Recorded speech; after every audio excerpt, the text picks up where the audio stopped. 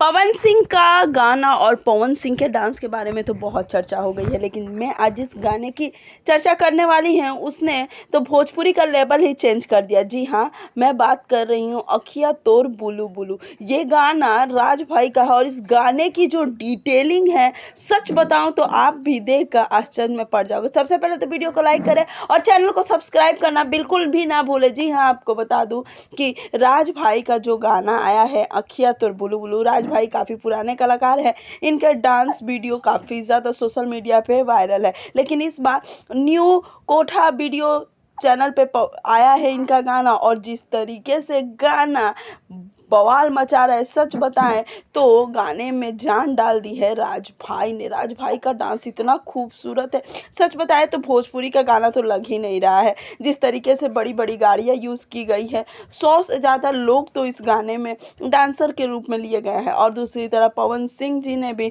अपने पियर फराक वाली 2 के गाने की शूटिंग शुरू कर दी है, जिसकी कुछ वीडियो और तस्वीरें मैं आपको इस समय दिखा पा रही हूँ। तो कहीं ना कहीं हमारे भोजपुरी का लेवल काफ़ी ज़्यादा बदल रहा है, काफ़ी आगे बढ़ रहा है। हम तो यही कहेंगे कि भोजपुरी ऐसे ही आगे बढ़े और सोशल मीडिया भी इसे अपने आप में अपना ले। वीडियो कैसा लगा कमेंट ज़रूर करें।